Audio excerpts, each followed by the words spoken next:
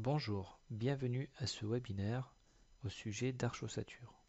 Durant cette présentation, on va aborder les atouts de Arch et donc les avantages de l'utilisation d'Arch-Ossature dans l'étude de bâtiments béton.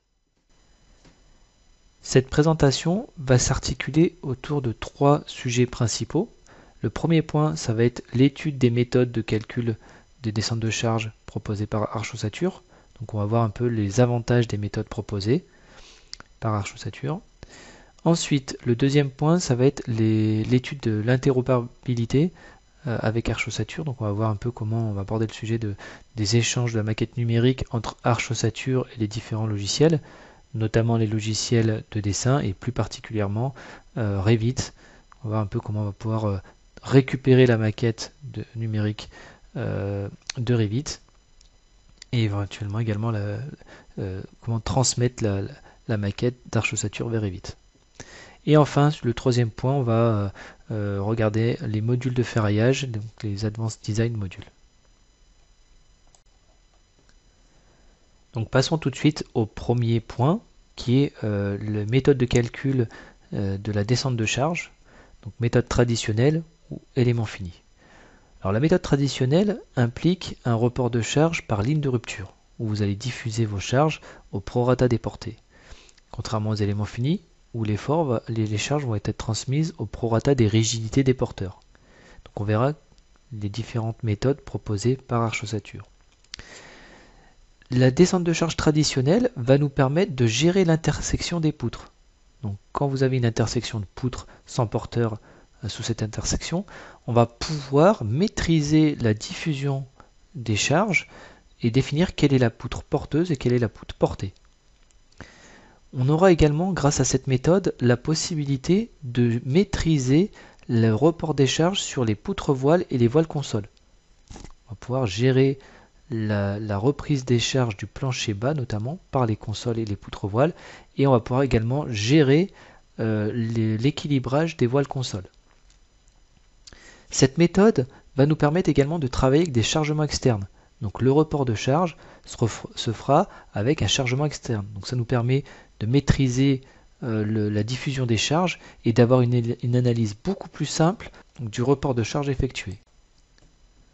Cette méthode traditionnelle, avec ce report de charge par chargement externe, nous permet également d'avoir un prédimensionnement des éléments de coffrage.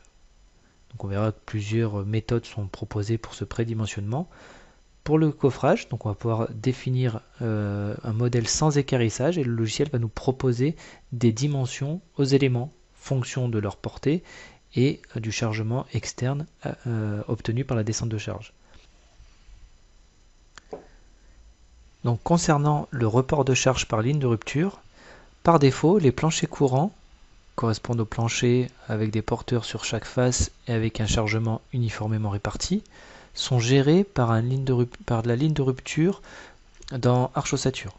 Donc ce qui permet de gérer un sens de portée. Donc vous allez pouvoir imposer un sens de diffusion de vos charges, ce qui vous permettra de maîtriser le report de vos charges au prorata des portées. Donc vous avez ici un exemple d'un plancher avec un sens de portée imposé et vous avez un code couleur qui correspond chacun à une zone du chargement uniformément réparti qui sera transmise sur le porteur correspondant. Ce qui nous donne les diagrammes de charge sur chacune des faces, sur chacun des porteurs. On voit apparaître un triangle sur les côtés non porteurs. Donc on va également pouvoir gérer le report de charge sur les côtés non porteurs. Donc sur les planchers courants, la méthode traditionnelle proposée par Arch-Ossature vous permet également de gérer le report de charge sur les côtés non porteurs. Donc on va pouvoir amplifier ou diminuer l'influence des charges sur les côtés non porteurs. Donc en fait nous on gère le coefficient tangente alpha. Donc le coefficient courant ça correspond à la tangente de l'angle alpha que fait le triangle de diffusion sur le côté non porteur. Le deuxième type de report qui peut être effectué sur les planchers dalles et les planchers de reprise, qui ont une particularité au niveau de leur chargement ou au niveau de leurs conditions aux appuis, sera un report de charge aux éléments finis. Ce report de charge aux éléments finis d'Arch Ossature, il a quand même quelques avantages. D'une part parce qu'il va quand même respecter votre sens de portée, et d'autre part, on va encore travailler avec des chargements externes.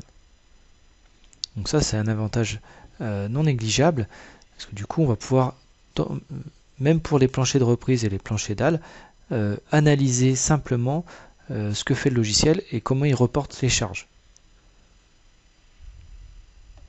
Donc on va passer maintenant sur le logiciel pour voir un peu comment ça se présente. Donc je vais revenir en saisie. Alors là, sur ces modèles, vous avez des planchers avec des chargements.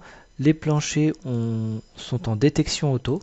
Donc c'est le logiciel qui, à l'issue du calcul, va détecter si le fonctionnement du plancher est un fonctionnement plancher courant, plancher dalle ou plancher de reprise, en fonction des conditions limites et en fonction des charges internes.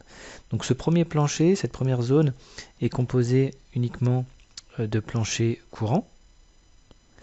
Donc on voit ici les porteurs en périphérique avec un réseau de poutres et des réseaux de poteaux. Au niveau du chargement, je vais revenir en vue dessus, on va demander l'affichage des charges sur les planchers. Donc on a un chargement uniformément réparti avec charge permanente de 180 km², charge d'exploitation 250 km². Au niveau des hypothèses de calcul, le logiciel vous propose par défaut pour les planchers courants un report de charge en ligne de rupture et pour les planchers dalle et reprise un report de charge aux éléments finis, comme on a pu le voir dans les diapos. Donc on va lancer le calcul qui a déjà été effectué. Donc j'obtiens après calcul, donc on voit qu'il a détecté le bon fonctionnement des planchers, donc il les a tous détectés en plancher courant. Et on va pouvoir visualiser le mode de répartition des charges par un code couleur pour tout ce qui est plancher dont le report de charge est effectué en ligne de rupture. On voit ici la zone d'impact des côtés non porteurs. Si on regarde maintenant le plancher de droite, celui-là comporte un plancher avec des charges linéaires, donc à l'issue du calcul, il sera détecté normalement plancher de reprise. Donc pour cela, on peut relancer le calcul. C'est relativement rapide. Donc vous avez ici la description dans la barre des tâches des étapes de la descente de charge. Donc on voit qu'il a appliqué un report de charge par ligne de rupture sur l'ensemble des planchers, sauf sur la dalle numéro 10, qui est celle-ci, qu'il a détecté après coup en plancher de reprise. Du coup, ce plancher, si on regarde le mode de report de charge, vous avez une représentation schématique du report de charge aux éléments finis par un maillage. Et si on analyse les efforts appliqués sur les poutres, donc vous voyez que malgré le report de charge aux éléments finis, on a bien un diagramme de chargement externe sur les poutres avec le respect du sens de portée imposé. Si on reprend cette dalle, vous avez un sens de portée horizontal suivant X, et du coup on voit bien que sur les côtés non porteurs, on n'a pas de charge. Alors ça c'est la limitation pour les planchers de reprise et pour le report de charge aux éléments finis. Le report de charge respecte bien le sens de portée. On travaille avec un chargement externe. En revanche, les côtés non porteurs n'ont pas de rigidité. Du coup, il n'y a aucun effort transmis. Contrairement au plancher courant, où on voit ici que les côtés non porteurs reprennent légèrement une charge, donc on voit une charge triangulaire. Donc le report de charge des côtés non porteurs peut se gérer, comme on a pu le voir, avec le coefficient du côté non porteur. Donc ici, par défaut, qui est égal à 0,1, qui correspond à la tangente de l'angle. Donc ça équivaut à peu près à entre 5 et 6 degrés. Voilà donc pour ce point.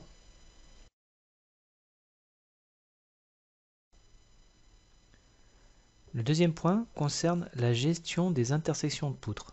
Donc, toujours dans le but de maîtriser le report des charges associé à la méthode traditionnelle, on va pouvoir gérer, dans le cas d'un croisement de poutres sans porteur, quelle est la poutre portée et quelle est la poutre porteuse. Donc plusieurs configurations peuvent être définie, donc dans le cas d'un croisement L ou dans le cas d'un croisement en T entre deux poutres. Donc on va pouvoir définir la poutre principale et la poutre secondaire. La poutre principale va donc supporter la poutre secondaire. Dans le cas de poutre en console, il va falloir définir le côté encastré. Dans le cas d'une descente de charge traditionnelle, les éléments sont tout simplement appuyés. Donc pour équilibrer la console, il va falloir l'encastrer à son extrémité pour pouvoir également gérer donc le report de charge et l'élément qui va supporter. Pour illustrer ce point, on va partir d'un modèle global. Ici, voilà un bâtiment comporté de 2 niveaux pour justement justifier ce fonctionnement. Donc je vais revenir en vue de dessus. Prendre la visibilité sur ce niveau. Donc là on voit plusieurs croisements de poutres dans lesquels il va falloir gérer donc l'intersection et le report de charge en définissant quelle est la poutre portée, quelle est la poutre porteuse. Donc première configuration, c'est celle-ci entre ces deux poutres. Je vais définir quelle est la poutre portée, quelle est la poutre porteuse. Donc là dans configuration logique, la poutre principale ce serait celle-ci qui viendrait supporter cette poutre secondaire. Donc tout simplement, dans la fiche de propriété, je laisse conserver l'option principale sur celle-ci, et là je viens décocher principale sur celle-ci qui deviendrait automatiquement secondaire. La particularité, c'est qu'on a un deuxième croisement avec cette même poutre, avec celle-ci. Donc on voit ici que cette poutre-là, elle est en porte-à-faux. Elle vient s'appuyer sur... elle n'a pas de porteur, donc elle vient s'appuyer sur les différentes consoles qu'on a ici. Donc là, pour gérer manuellement ce report de charge, je vais découper cette poutre en 3 travées et je vais lui attribuer une numérotation indicée pour indiquer la continuité. Dans ce cas-là, celle-ci elle est également secondaire, mais comme j'ai forcé le découpage, automatiquement elle va s'appuyer sur la poutre 112 et la poutre 113.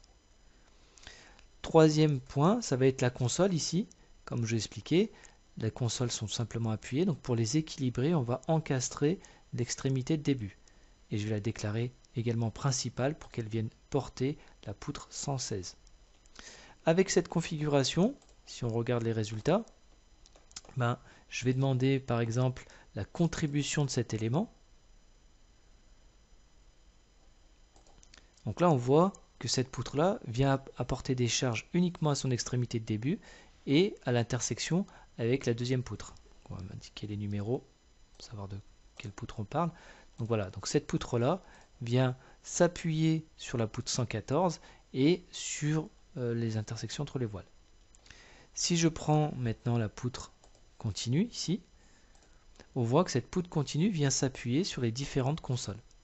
Donc c'est bien le fonctionnement qu'on l'en souhaite. Et enfin, donc pareil pour celle-ci, si on demande la contribution de cet élément, on retrouve les deux charges sur les voiles et sur la poutre 114. Et on a bien la poutre 116 qui est supportée. Donc voilà, donc grâce à cette gestion de poutre principale, poutre secondaire, vous avez la maîtrise de l'élément porté, élément porteur, et la maîtrise de votre report de charge. Ça vous permet d'avoir un dimensionnement de vos éléments avec des chargements souhaités, et non pas avec des autres efforts du fait du rapport de rigidité.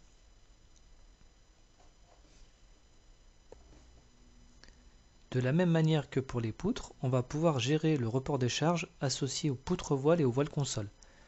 Donc ces éléments ont un fonctionnement spécifique dans l'arche ossature et peuvent être définis en tant que tels. Donc notamment avec la possibilité de reprendre les charges du plancher bas. Et pour les voiles console, on peut également équilibrer les consoles. Donc l'effet de rotation du drapeau peut être repris par un élément qui va l'équilibrer. L'équilibrage des consoles va engendrer des chargements externes sur l'élément d'équilibre. Donc la rotation du drapeau va engendrer, notamment si l'élément d'équilibre est un voile, va engendrer des charges triangulaires qui vont traduire le moment de rotation. Le but étant toujours de travailler avec un chargement externe. Prenons l'exemple de ce petit modèle. Donc si vous ne gérez rien, donc si vous laissez tout par défaut, donc si on regarde cet élément, si je laisse par défaut, alors je vais revenir en saisie, donc si je prends le voile supérieur, si je laisse en détection auto, le logiciel comprend qu'il faut appuyer l'élément sur les porteurs inférieurs. Donc s'il n'y a pas de porteur inférieur, il va le détecter en poutre voile. Mais là, pour le coup, en partie inférieure, on a des poutres qui peuvent le supporter, mais également la présence d'une dalle. Donc lui, il peut considérer la dalle comme un élément de plancher de reprise. Donc à partir du moment où il y a un porteur inférieur et que vous avez laissé tout en détection auto, lui il va considérer l'élément comme un voile courant et l'appuyer sur le porteur inférieur. Si en revanche moi je veux forcer le fonctionnement, c'est-à-dire que je ne veux pas que le plancher inférieur joue le rôle de plancher de reprise, mais au contraire je veux que le plancher inférieur soit repris par ma poutre voile du niveau supérieur. Donc c'est le gros intérêt d'Arch Ossature, c'est que je peux remonter les charges. Dans ce cas-là, je vais le gérer et au niveau des propriétés de l'élément, je vais lui déclarer que l'élément est un élément poutre-voile. Pareil, ici j'ai un élément console. Dans ce cas-là, je le déclare en tant que console. Et pour les consoles, je vais également pouvoir définir l'élément d'équilibre. Donc là, en l'occurrence, il apparaît par un code couleur dès que je sélectionne ma console. Le deuxième point, c'est qu'on va également pouvoir faire porter les poutres sur la poutre voile. Dans ce cas-là, je les déclare secondaires. Il comprend que la poutre voile du niveau supérieur va également supporter ces poutres. Donc bon, c'est un exemple de ce type. Donc si on regarde les résultats associés, donc je remonte sur mon niveau. Du coup, on voit, si je borne la visibilité déjà sur le premier niveau, on voit que là, il a compris que la diffusion des charges sur mes dalles se fait par ligne de rupture. Donc il a bien détecté la poutre voile supérieure. D'ailleurs, si on sélectionne l'élément, on voit que l'équilibrage du drapeau de la console a engendré un chargement triangulaire opposé, donc qui permet de traduire le moment de rotation, qu'on retrouve dans la fiche de propriété dans la rubrique chargement. Donc ça a été inscrit suite au calcul et suite à l'équilibrage du drapeau de la console. Si on regarde les efforts sur le voile, donc on voit bien ici le chargement engendré par le plancher inférieur et également le chargement du plancher supérieur.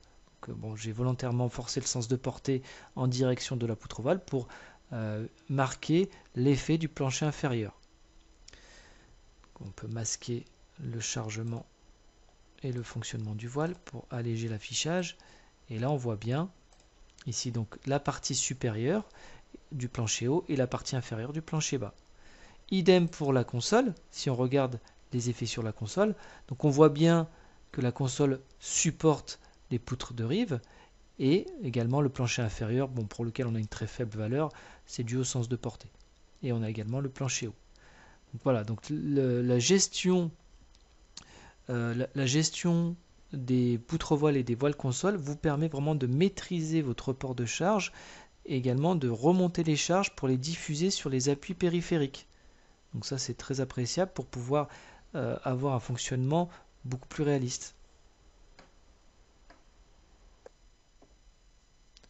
L'autre avantage de la méthode traditionnelle qu'on a un peu évoqué, c'est de pouvoir travailler avec des chargements externes. Donc, comme on a pu le voir, ça nous permet de simplifier notre analyse et de pouvoir vérifier le report de charge effectué par le logiciel. Donc là, si on prend l'exemple du plancher, vous avez donc un chargement permanent de 180 kg par mètre carré et un chargement d'exploitation de 250 kg par mètre carré.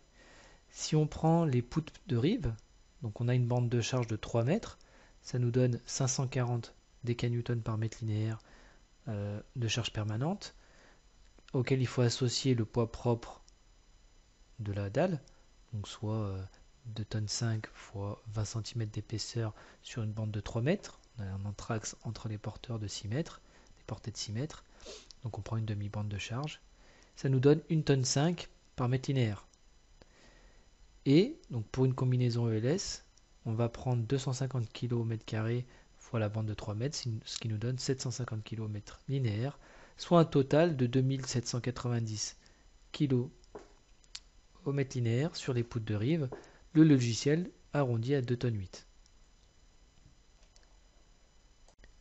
Si on regarde ce que ça donne sur notre modèle, je vais revenir dessus, toujours en phase d'exploitation, je vais pouvoir demander le diagramme de report de charge sur les poutres et on voit bien les 2 tonnes 8 amenées sur les poutres de rive. Donc si on reprend les informations de nos charges, donc on a bien une dalle de 20 cm d'épaisseur en béton, donc densité 2 tonnes 5. Et ce qu'on retrouve sur les poutres, on retrouve bien les 2 tonnes 8. Vous avez plusieurs outils d'exploitation. Vous n'êtes pas obligé d'exploiter la somme des charges permanentes et des charges d'exploitation à l'ELS. Vous pouvez choisir de travailler à l'ELU ou alors de séparer l'exploitation entre les charges permanentes et les charges d'exploitation.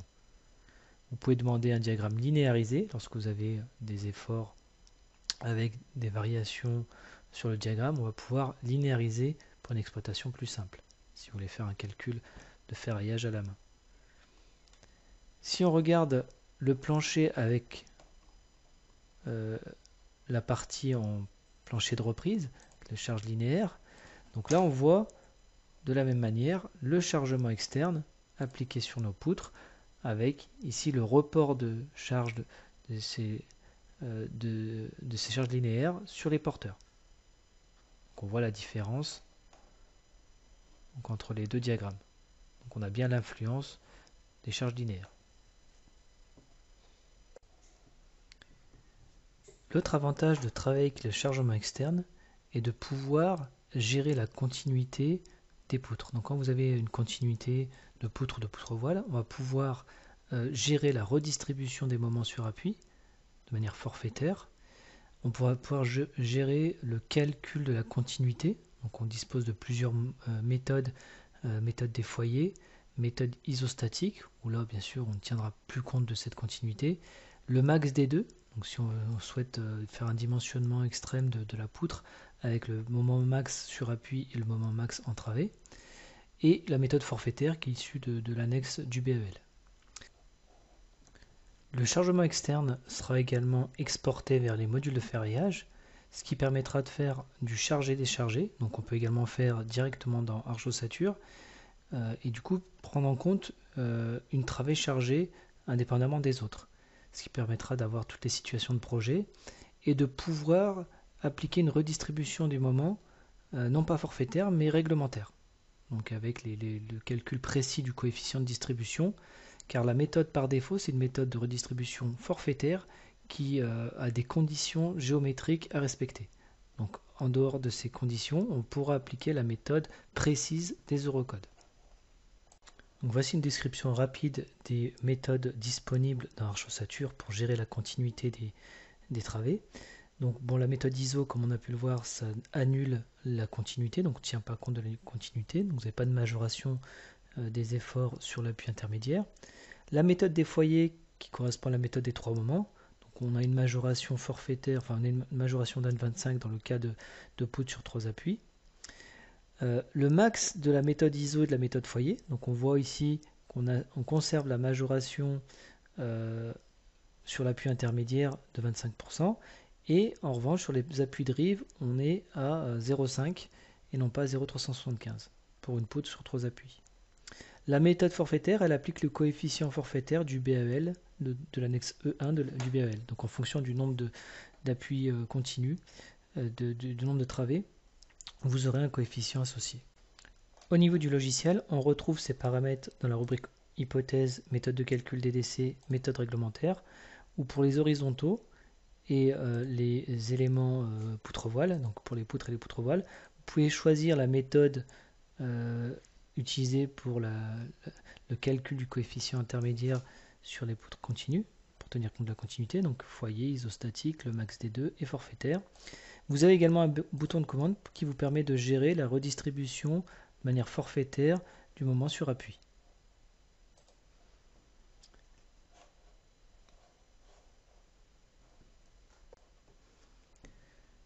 Donc le 5e point concerne le prédimensionnement du coffrage et du ferraillage. L'avantage de la méthode traditionnelle et du report de charge par ligne de rupture avec un chargement externe est de pouvoir prédimensionner vos éléments. Donc on va pouvoir demander au logiciel de nous proposer des équarrissages aux éléments de coffrage. Ce prédimensionnement peut se faire soit à partir de courbes à bac, issues de retour d'expérience. Ces courbes à bac sont complètement paramétrables, hein, vous pouvez les modifier et de définir les valeurs qui vous intéressent. Ou alors l'autre méthode, c'est un prédimensionnement précis par calcul, où dans ce cas-là, le logiciel va transmettre les informations géométriques et le chargement vers les modules de ferraillage qui, eux, vont effectuer un prédimensionnement par le calcul. Donc c'est un prédimensionnement plus précis, parce qu'il est issu directement des sollicitations appliquées sur les éléments. Pour les fondations, donc les semelles filantes et les semelles isolées, les dimensions de ces semelles filantes et ces semelles isolées seront calculées à partir de la contrainte du sol. Donc dans Arch Ossature, on va pouvoir définir une contrainte admissible et les dimensions des fondations seront calculées à partir de cette contrainte. Pour le prédimensionnement, les courbes à bac sont disponibles directement dans la plateforme OMD. Vous pouvez donc ouvrir la fenêtre des courbes à bac. Vous pouvez également les paramétrer, donc modifier les différents points des courbes. Donc ces courbes, elles sont établies pour chaque élément de coffrage en fonction de la portée et du chargement qu'elles reprennent. Vous pouvez également régler les valeurs mini-maxi au niveau du prédimensionnement. Donc pour les poutres, ça va être la largeur mini, la largeur maxi, et idem pour la hauteur. La largeur est définie par rapport à la hauteur, sous forme de ce ratio. Vous pouvez également, donc pour les fondations, ça peut être intéressant de pouvoir régler les dimensions minimum. Donc par défaut, il ne vous donnera jamais une largeur inférieure à 50 cm. Donc si vous souhaitez avoir des largeurs inférieures, il faudra régler ici. Vous pouvez basculer entre les différents éléments à l'aide de cette liste déroulante.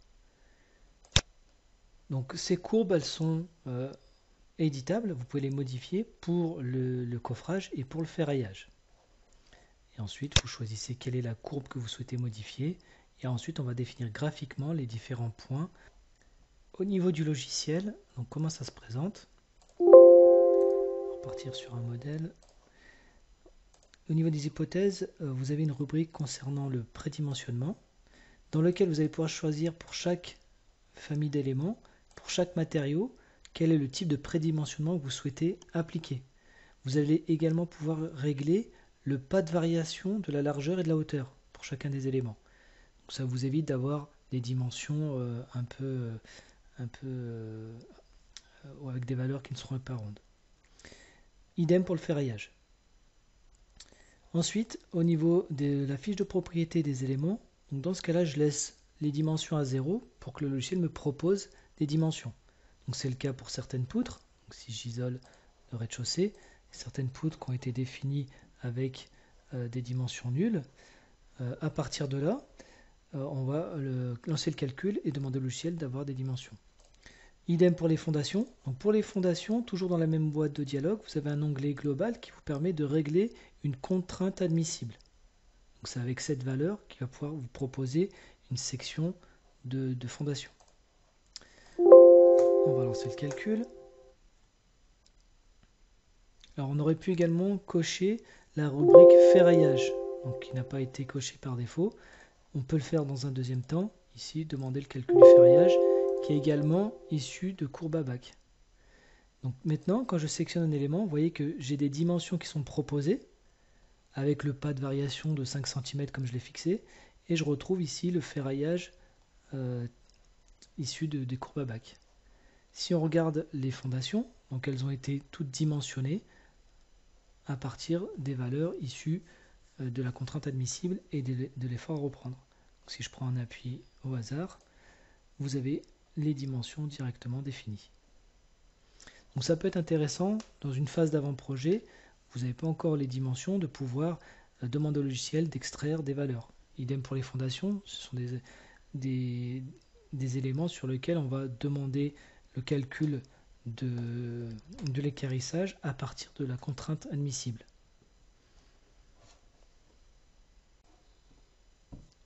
Donc voilà un peu les différents points qu'on pouvait aborder concernant les avantages d'Arch Ossature dans sa modélisation et son calcul de la descente de charge, et les avantages associés à ces différentes méthodes.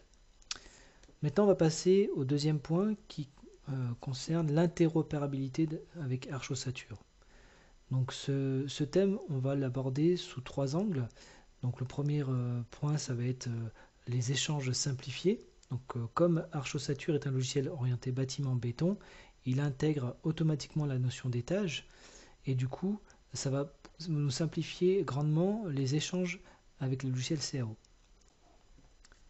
Ensuite, le deuxième point qu'on va aborder, ça va être les outils de correction CAO dans Arch Ossature. Donc Arch Ossature, il dispose d'une palette d'outils avancés pour corriger le modèle de dessin pour le calcul. Donc on va les énoncer. Ensuite, pour terminer, on va aborder la synchronisation entre le modèle de dessin et le modèle de calcul. Donc on pourra échanger les différences entre les deux modèles, notamment s'il y a eu des corrections qui ont été apportées au niveau du coffrage, ou s'il y a eu des éléments qui ont été ajoutés, on va pouvoir les synchroniser avec le modèle de dessin et vice versa. En ce qui concerne les échanges, alors on va aborder cette partie-là, notamment avec l'échange avec Revit. Alors pourquoi Revit? Bon, déjà parce que Greatech, en tant que partenaire Platinum Autodesk, on travaille énormément avec Autodesk et notamment avec Revit pour assurer les échanges. Et Revit est un logiciel qui a un grand intérêt pour nous car il intègre la notion de modèle analytique. Du coup, on va pouvoir, indépendamment du plan de coffrage, avoir un modèle analytique qui peut être corrigé sans pour autant modifier le coffrage et les plans de coffrage. Donc ça va permettre d'avoir un modèle simplifié avec des connexions entre les éléments du modèle analytique pour assurer un calcul, et pour autant on aura un plan de coffrage qui sera propre. Donc on va pouvoir récupérer la maquette numérique dans Revit, ou inversement on va pouvoir envoyer la maquette Arch vers Revit en fonction de comment fonctionne le bureau d'études. On va pouvoir choisir le mode de fonctionnement. Cette récupération du modèle va intégrer la géométrie, les sections, les matériaux. Comme Arch Ossature est un logiciel orienté bâtiment, il intègre directement la notion d'étage. Donc tous les niveaux qu'on aura créés dans Revit seront automatiquement récupérés dans Arch avec donc la répartition qu'on connaît. Du coup, on va pouvoir travailler par niveau et vérifier le modèle et faire les corrections nécessaires. Le troisième point, c'est la récupération des charges. Récupération et conversion des charges. Parce qu'en fait, sur ce point, Arch Ossature est assez puissant. Donc il va récupérer bien sûr tout ce qui est chargement appliqué, donc charge surfacique hébergée. Donc à partir du moment où la charge elle est liée à une dalle, automatiquement, comme le chargement des dalles est une propriété interne dans Arch, il va intégrer cette propriété à l'élément. Mais si vous avez des charges surfaciques localisées, également, il va récupérer cette charge et il va l'intégrer à la fiche de propriété de la dalle. Donc bien sûr, si elle est localisée, l'intensité va être modifiée. Il va recalculer, il va calculer la résultante de la surface et il va la diviser sur la surface réelle de la poutre pour avoir une bonne conversion de la charge surfacique. Si vous avez des charges linéaires, des charges ponctuelles, elles seront également récupérées dans les dalles. Donc pour illustrer, nous allons passer sur le logiciel Revit. Donc on va essayer d'exporter ce modèle 3D, cette maquette, dans Revit. Donc associé au coffrage, où on retrouve les murs, les poutres et les poteaux, donc associé au coffrage, on a un modèle analytique qu'on va pouvoir visualiser. Et c'est ce modèle analytique qu'on va exporter. D'ailleurs, je vais pouvoir filtrer l'affichage uniquement sur le modèle analytique qui nous intéresse. Et c'est ce modèle-là qui peut être éventuellement corrigé sur Revit, ou alors on va pouvoir envoyer la maquette dans Arch et la corriger dans Arch. Donc ça, c'est un sujet assez récurrent dans les échanges BIM au sein des bureaux d'études, à savoir qui corrige le modèle analytique. Est-ce qu'on le corrige sur Revit par le projeteur ou est-ce que c'est le calculateur dans Arch qui va pouvoir le corriger? En tout cas, les deux peuvent se faire, mais Arch dispose d'outils pour pouvoir le corriger. Ok? Donc si je prends ce modèle, je vais pouvoir l'envoyer vers Arch. Donc on peut faire un export automatique et demander au logiciel, au moment de l'export, d'ouvrir Arch avec cette maquette. Sinon, on va créer un fichier de transfert qu'on va pouvoir récupérer dans Arch. Vous pouvez donc faire un mappage sur les sections, donc il va récupérer les sections de poteaux, poutres, toutes les dimensions des éléments, et également le matériau. Vous n'êtes pas obligé de mapper le matériau, vous pourrez le gérer sur Arch, parce que c'est très simple de le gérer sur Arch. Dans ce cas-là, on peut éviter de perdre du temps sur ce paramètre, on pourra le modifier très simplement dans Arch. Donc il nous génère le fichier de transfert, et automatiquement il va nous charger l'application avec le modèle 3D. Vous pouvez éditer un rapport avec le compte-rendu de l'échange. Et derrière, on ouvre Arch Ossature avec le modèle global qui correspond à ce qu'on a exporté depuis Revit. Ok. Donc pour le matériau, donc comme je vous expliquais, c'est très simple. Donc déjà, vous voyez qu'il a récupéré les sections des éléments. Donc là, si je sélectionne un élément de coffrage, vous avez les dimensions associées. Il a récupéré les dimensions des fondations, donc ça on pourra le vérifier directement sur Arch. Les dimensions des poteaux, donc tout ça c'est récupéré à partir du modèle analytique. Il a intégré donc tous les niveaux, vous voyez. Donc tous les niveaux qui ont été créés dans Revit peuvent être récupérés directement sur le modèle Arch. Donc ça facilite grandement l'échange. Et du coup, on a directement notre modèle avec les caractéristiques géométriques, les différents niveaux, les différentes altimétries.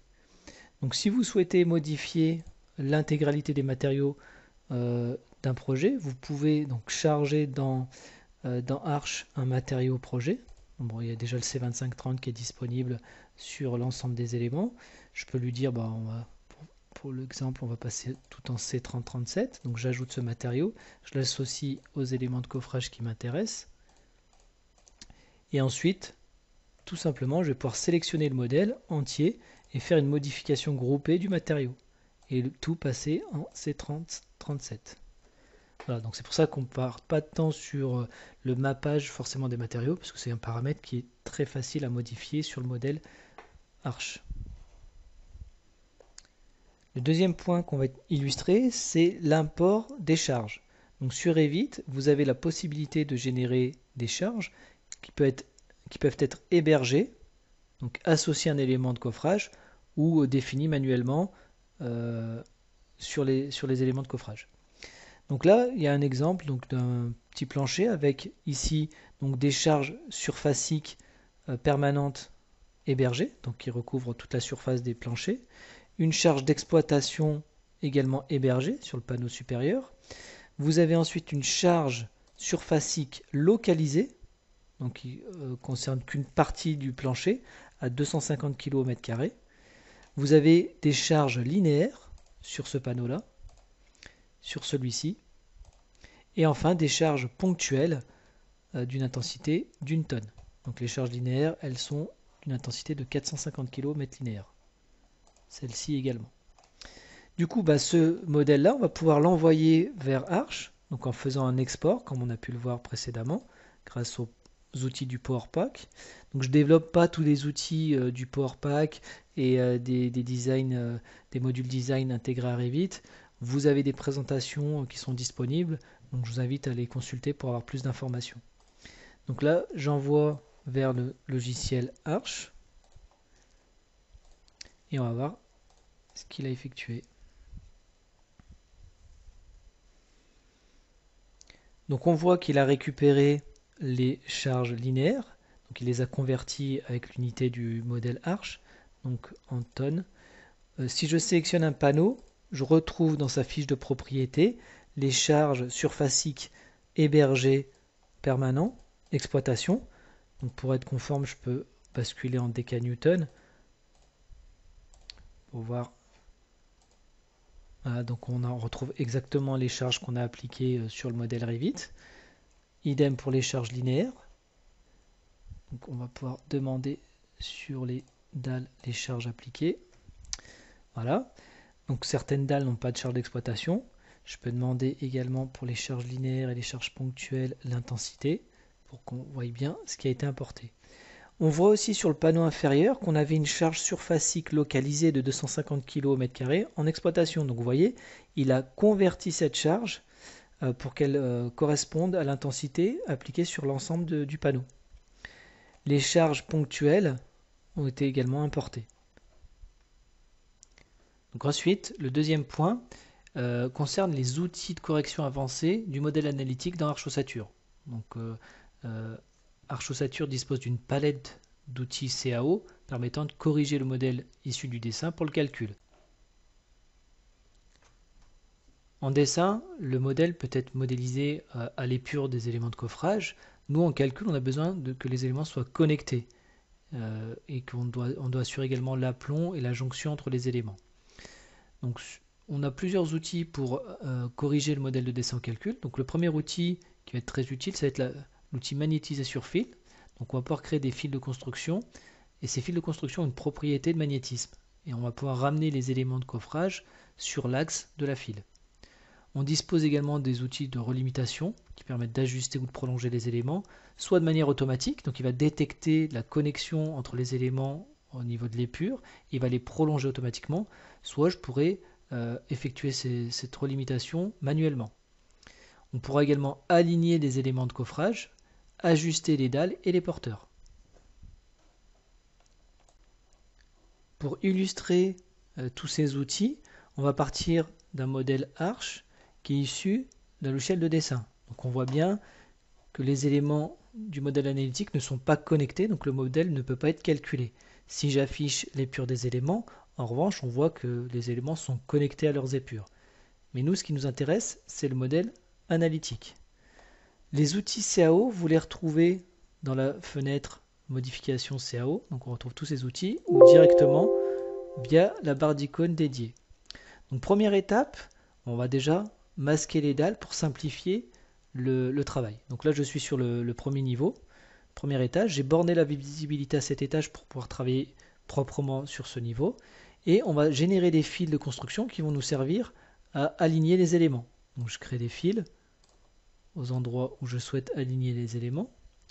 Alors on peut créer des fils horizontaux, je peux également créer des fils verticaux si je souhaite aligner des éléments suivant l'axe Y. Une fois que j'ai créé mes fils, alors ces fils, elles ont des propriétés de magnétisme. Donc si on analyse leur fiche de propriété, je vais pouvoir augmenter la largeur, peut-être pas 10 mètres, la largeur de magnétisme. On va mettre 1 mètre, c'est largement suffisant. Voilà. Donc c'est le trait en pointillé que vous visualisez qui correspond à la bande de magnétisme. Vous pouvez, dans les options d'affichage, modifier le style de trait des fils de construction pour bien les distinguer des éléments de coffrage. Et ensuite, pour pouvoir magnétiser, je vais tout simplement sélectionner par fenêtre. Donc je fais un grand lasso sur les éléments qui m'intéressent et je vais demander la commande magnétiser sur fil. Raccourci clavier Alt M, vous retrouvez ici cette commande directement dans la barre d'icônes. Et automatiquement, vous voyez qu'il a ramené les éléments de coffrage, le modèle analytique, sur l'axe de la file. Je fais la même chose sur cette file-là. La commande, c'est celle-ci. Hop.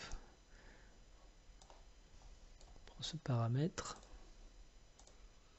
Alors, si un paramètre n'est pas pris en compte, je vais pouvoir le faire manuellement avec la commande aligner par rapport à ma file.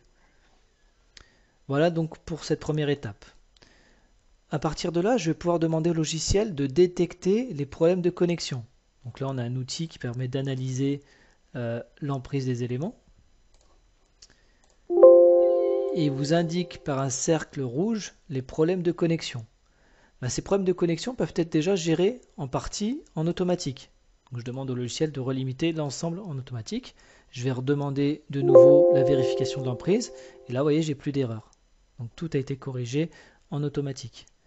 Derrière, je vais pouvoir m'intéresser aux dalles, sélectionner la famille des dalles et venir ajuster les dalles en automatique. Donc vous avez une commande qui permet d'ajuster les dalles sur les porteurs. Alors bien sûr, restera à gérer les dalles qui ont plus de 2 points alignés. Dans ce cas-là, on les supprime et on va les recréer. C'est pas ce qu'il y a de plus long sur Arch. On va rentrer les charges associées. Et ensuite, le matériau, on va rester sur béton, je crée le contour de ma dalle. Voilà, je force le sens de portée et ensuite je vais pouvoir découper sur porteur. Ok, donc voilà un peu pour la correction à ce niveau-là. Ensuite, je vais pouvoir m'intéresser au niveau supérieur. Alors pour le niveau supérieur, on reprend les mêmes étapes. Donc ce qu'on peut faire, c'est sélectionner les fils qui nous ont servi à aligner les éléments et les copier vers le niveau supérieur. Donc copier au-dessus pour assurer l'aplomb entre les éléments. Mais vous disposez d'une autre commande qui permet de gérer l'alignement. Donc ici, je peux sélectionner mon voile et demander au logiciel d'ajuster les porteurs. Donc automatiquement, il va ajuster le porteur sur l'élément inférieur. Donc j'ai plus besoin forcément d'utiliser les fils de construction, je vais pouvoir utiliser cette commande. Donc voilà rapidement les différents outils qui vont nous permettre de corriger le modèle analytique très rapidement sur Arch.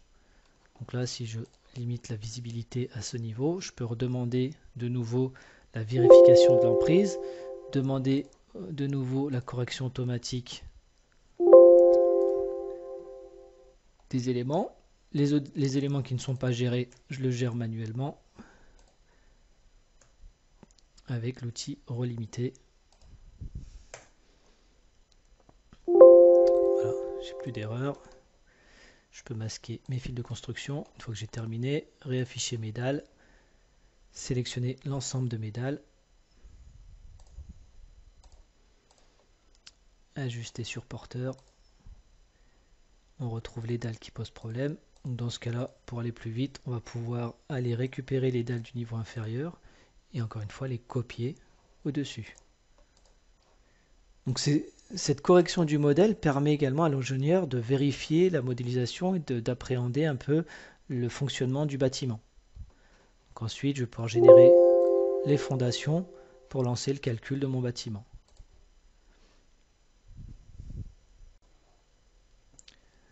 Le troisième point concernant l'interopérabilité, c'est la possibilité de synchroniser les modèles de calcul et le modèle de dessin. Donc on a un nouvel outil de synchronisation qui va permettre donc de récupérer les différences entre les deux modèles. Donc si jamais on a un modèle de calcul sur lequel on a fait des modifications au niveau géométrique, où on a ajouté par exemple les fondations, on a dimensionné les fondations, je vais pouvoir récupérer ces informations dans le modèle Revit. Pour illustrer ce point, on va partir du modèle simple de la plateforme sur lequel on avait échangé les charges. Donc je vais revenir en 3D. Hop. Sur ce modèle, donc on a des charges, on va générer les fondations. On va pouvoir modifier la contrainte admissible du sol pour pouvoir avoir un dimensionnement des fondations le plus optimal. Je vais sélectionner mon modèle pour lui appliquer le matériau souhaité, tout en béton. Et du coup, je vais pouvoir lancer le calcul de mon modèle. Donc on a certains panneaux qui sont calculés aux éléments finis. Donc vous avez le rapport dans la barre des tâches et vous avez le compte rendu de votre descente de charge. À partir de là, donc il m'a dimensionné mes fondations et je veux récupérer mes fondations sur le modèle Revit. Donc je vais faire un export GTCX de mon modèle.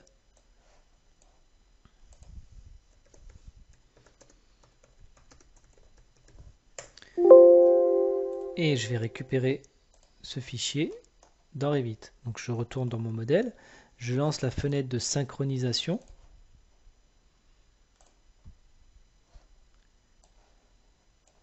Je vais chercher le fichier GTCX que je viens de créer. Et là, il va me lister tous les éléments modifiés, ajoutés, supprimés et les éléments qui n'ont pas changé. Donc déjà, je peux faire, vous avez un compte rendu ici avec les éléments, les différents éléments modifiés, et vous avez un compte rendu des opérations qu'on va effectuer. Donc déjà, vous pouvez filtrer. On va pouvoir filtrer sur certaines familles d'éléments. Par exemple, je vais uniquement visualiser les semelles isolées. Et à partir de là, je peux accepter la différence ou ignorer. Donc sur certains éléments, je vais pouvoir accepter la création Donc le code couleur associé à chaque différence correspond soit à une modification, soit à un ajout d'éléments, soit à une suppression d'éléments, soit un élément à changer. Donc on accepte tout. Et à partir de là, j'applique. Il nous demande d'appliquer la modification, oui. Vous pouvez éditer un rapport de la synchronisation, ça ne m'intéresse pas forcément. Et automatiquement, vous voyez qu'il a généré sur le modèle Revit les fondations. Donc on retrouve ici les fondations sur le modèle global.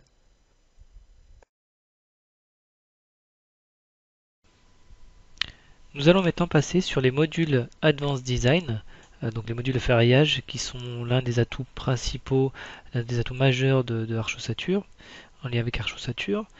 Donc le premier intérêt de ces modules, c'est l'interface qui a énormément évolué par rapport au module de ferraillage Arch, notamment grâce aux vues de ferraillage avancées. Donc vous avez un affichage beaucoup plus clair des aciers avec une vue d'élévation, une vue 3D et une coupe. Donc on verra qu'on pourra accéder à pas mal d'informations directement sur ces vues qui ne sont pas correspondent pas au plan d'exécution, ce sont vraiment des vues schématiques du ferraillage, de la cage d'armature de vos éléments.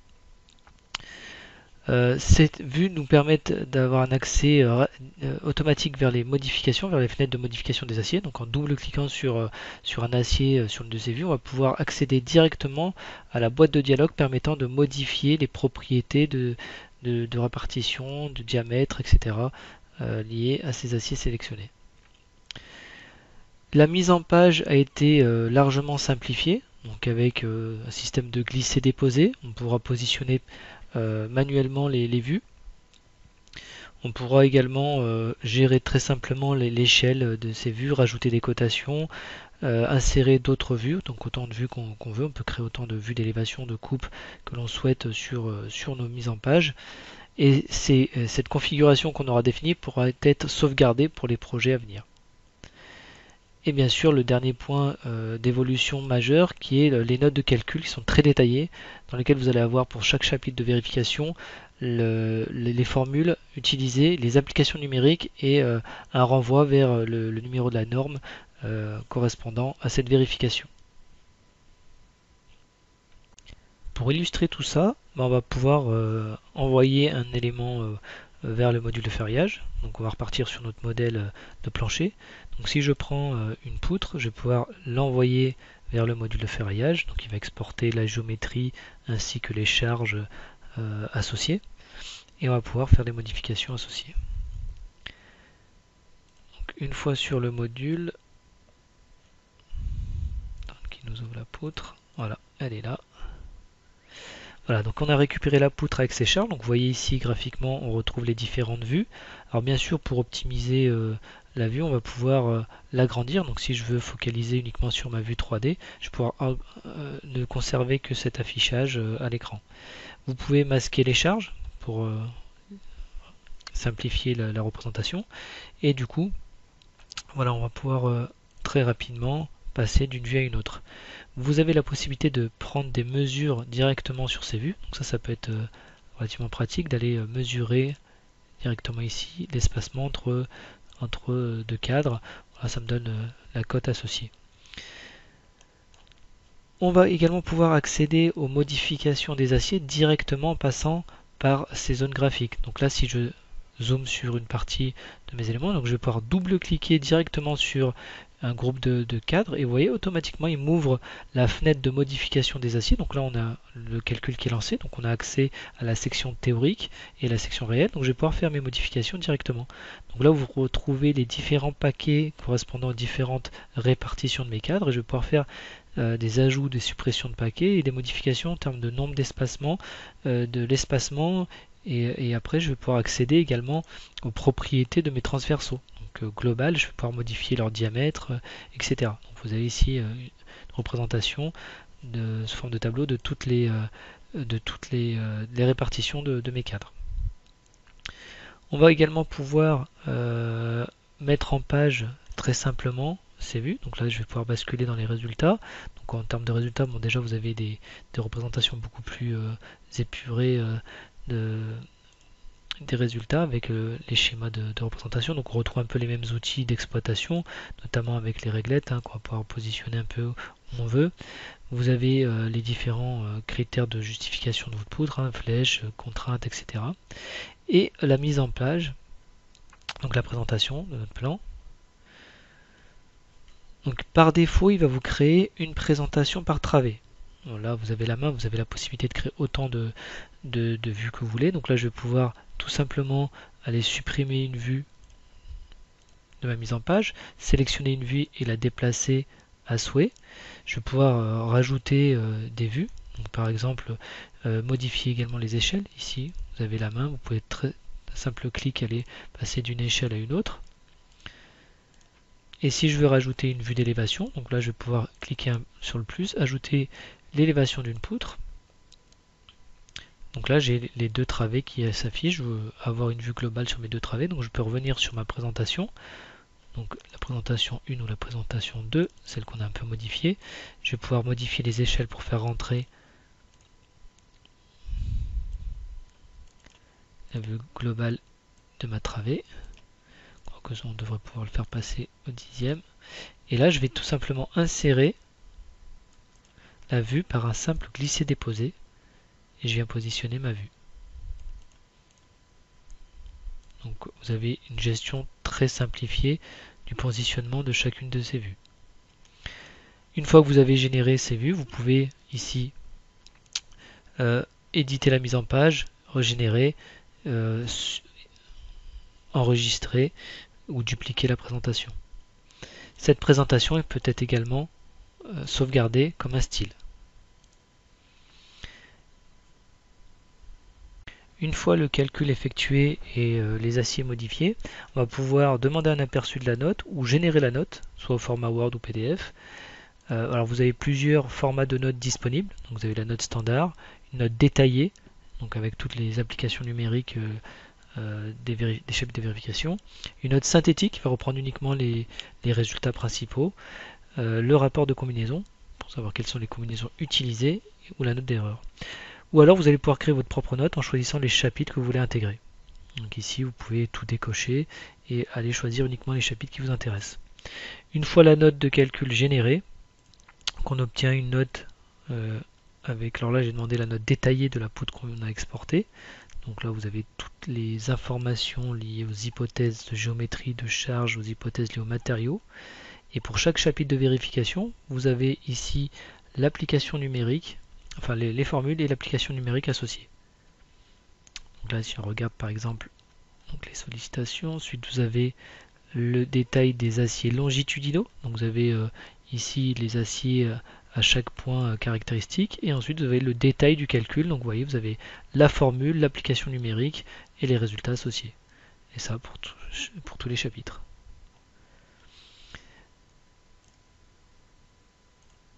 Vous avez également la possibilité au niveau des résultats dans la note de calcul de choisir un point de vérification à une abscisse particulière. Donc ici je vais pouvoir demander d'ajouter une vérification à une certaine abscisse et là je vais lui demander quels sont les chapitres de vérification intégrés. Donc le détail du calcul des aciers longitudinaux, transversaux, les aciers de torsion, la fissuration, la contrainte ou la flèche. Et là j'ai juste à rentrer, spécifier l'abscisse à laquelle je souhaite avoir cette vérification, travée par travée. Et donc ces vérifications seront intégrées à la note de calcul.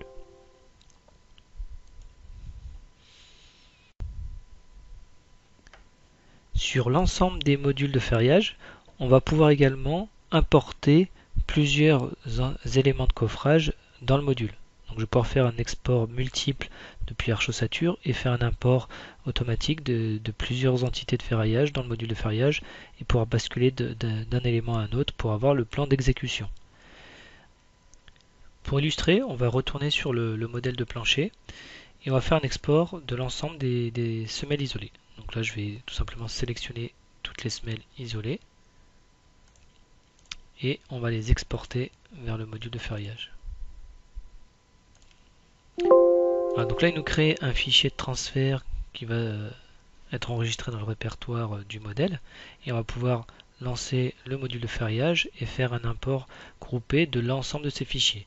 Pas besoin d'aller sélectionner le fichier de transfert, vous vous placez uniquement dans le répertoire où se trouve le fichier et vous importez. Il va détecter automatiquement le fichier. Et une fois les éléments importés, donc on peut demander un certain nombre d'opérations automatiques au moment de l'import, et notamment la détermination du ferraillage. On va pouvoir basculer d'une semelle à une autre en passant par les flèches qu'on voit ici. On va pouvoir donc régler ensuite les paramètres sur chacune de ces semelles. Donc on voit qu'il a récupéré automatiquement la contrainte ELU du sol qu'il a pondéré par le gamma RV et gamma RDV pour avoir la contrainte QNet. Derrière, on peut régler les différents critères de justification. Je peux même changer la méthode de calcul du tassement. Voilà, donc ensuite on retrouve notre plan d'exécution et je peux passer d'une semelle à une autre via ces flèches et faire les modifications associées. L'autre avantage du module de ferraillage, c'est qu'il peut être directement utilisé dans l'interface d'Advanced Design. Donc on va pouvoir éditer un plan d'exécution sans sortir, sans faire un export des modules, des éléments de coffrage, en les calculant directement dans Advanced Design. Donc l'algorithme est intégré, peut être intégré dans cette interface et on va pouvoir accéder aux différents points de vérification que propose le module de ferraillage. Prenons par exemple ce bâtiment calculé sur Advanced Design. On retrouve les différents sous-systèmes avec les éléments de coffrage. Donc vous avez ici un icône dans le pilote qui vous permet de basculer vers le module de ferraillage, donc tout en restant dans Advanced Design. Vous retrouvez tous les éléments de coffrage qui peuvent être dimensionnés par les modules Advanced Design. Donc on retrouve les semelles isolées, les semelles filantes, les poteaux, les voiles, alors soit voile indépendant, soit le groupe de voiles pour être dimensionné. Et depuis peu, on a les dalles également qui peuvent être calculées par le module RC Slab. Donc le principe, c'est que je vais pouvoir lancer donc, le module de ferraillage sur un élément de coffrage. Donc il va m'ouvrir la géométrie et il va récupérer les sollicitations. Donc je vais pouvoir directement lancer le calcul sur ma poutre avec les sollicitations issues d'Advanced Design. Il va donc me proposer une cage d'armature. On retrouve les différentes vues comme on a pu le voir avec la même interface et vous retrouvez ici les différents onglets d'exploitation des résultats avec l'édition du plan d'exécution, toujours avec les mêmes outils pour générer le plan et les mêmes facilités de mise en page. On a un onglet pour visualiser les sollicitations, donc ça c'est ce qui a été récupéré d'Advanced Design, donc il fait quand même de la redistribution du moment sur appui de manière forfaitaire. On retrouve les courbes de ferraillage théorique et réel, la justification de la flèche. Donc là, pareil, vous avez ici les outils d'hypothèse de calcul qui vous permettent de choisir les méthodes, notamment les méthodes de justification des flèches. On retrouve les contraintes et l'ouverture de fissures, la justification en feu, les vérifications des appuis et les réactions d'appui par cas de charge.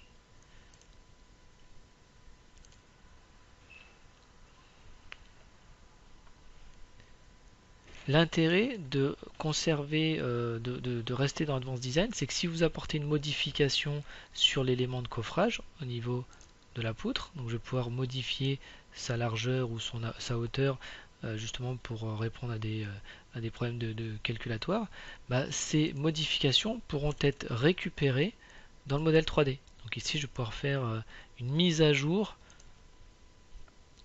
de mon plan de mon modèle 3D. Et enfin, les modules Advanced Design sont également intégrés à l'interface de Revit.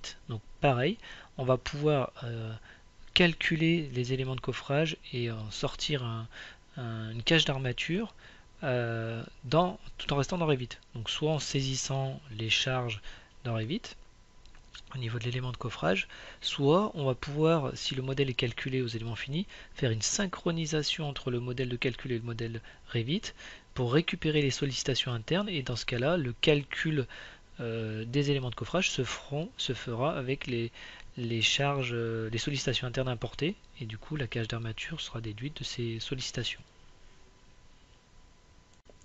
Pour illustrer l'intégration des modules Advanced Design dans Revit, on peut partir de ce petit bâtiment. Donc vous avez un onglet Power Pack Design qui vous permet d'accéder aux outils des modules de ferraillage. Et donc là, plusieurs solutions. Soit vous avez fait une synchronisation avec le modèle élément fini. Dans ce cas-là, vous avez directement les sollicitations internes sur chaque élément de coffrage et vous pourrez lancer le calcul directement. Sinon, si vous avez calculé la descente de charge, je peux prendre un élément, par exemple cette semelle, et dans le module, demander la saisie de charge. Et dans cette boîte de dialogue, vous allez pouvoir rentrer donc le torseur en tête de semelle, à partir duquel on va pouvoir lancer un calcul pour obtenir un plan d'exécution. Alors bien sûr, le plan, la cage d'armature va être issue et la vérification du massif sera issue des hypothèses de calcul qu'on aura effectuées. Donc là par exemple, je peux régler manuellement la portance de mon sol. Donc on retrouve ici les mêmes outils que vous avez dans les modules de ferraillage.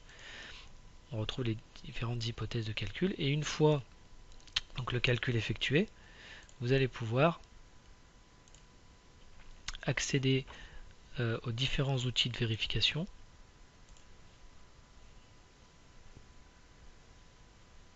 comme ce qu'on a dans le module Advanced Design en version autonome.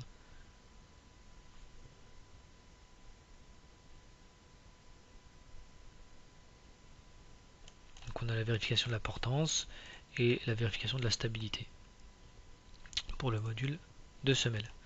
Idem pour le poteau, hein, je peux prendre un élément poteau, enfin tous les éléments de coffrage d'ailleurs, et lancer le calcul du poteau. Donc là j'ai pas saisi de charge, ça fera uniquement sous pas propre.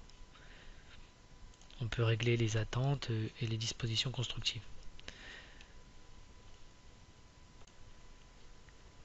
Le dernier point qui peut être intéressant d'évoquer, c'est dans l'utilisation des modules Advanced Design, notamment dans Revit, c'est l'import de la cage d'armature qui a été calculée éventuellement par l'ingénieur.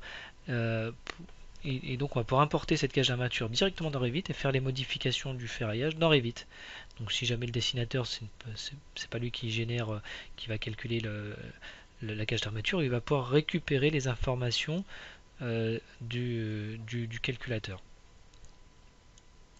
Donc si on reprend notre modèle de plancher avec la poutre qu'on avait calculée, qu'on avait exportée, donc c'était la poutre numéro 4, ça nous avait donné ce plan d'exécution. Donc je vais tout simplement l'enregistrer.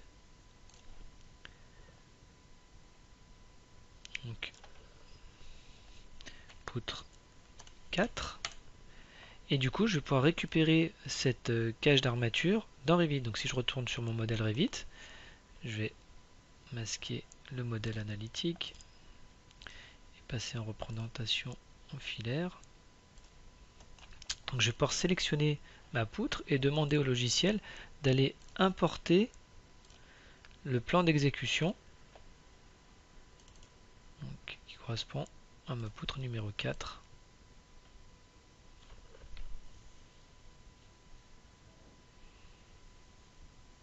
Et là il récupère les informations avec la cage d'armature. Donc à partir de là vous avez des outils dans Revit que je ne vais pas détailler dans ce webinaire, mais qui vous permettent de générer automatiquement des plans à partir de là. L'import des cages d'armature des éléments de coffrage dans Revit peut être fait pour n'importe quel élément de coffrage, que ce soit les poutres, les poteaux, les semelles isolées filantes et également les voiles.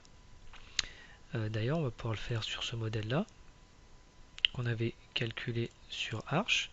Donc, on avait exporté certains voiles, donc j'ai notamment calculé le voile 119 que j'ai mémorisé. Donc je vais pouvoir récupérer ces différents voiles calculés dans les modules ferraillage dans Revit. Donc là je prends cet élément, je demande d'importer voile 119.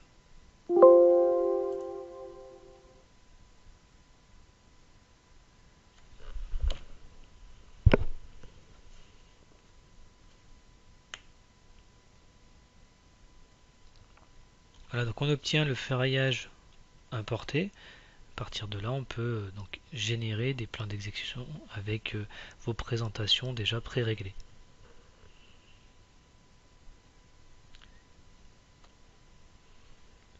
Voilà donc pour cette présentation autour des atouts de Arch. Merci de votre attention. Si vous avez besoin de plus d'informations, n'hésitez pas à envoyer un mail à infofrance@gretec.com.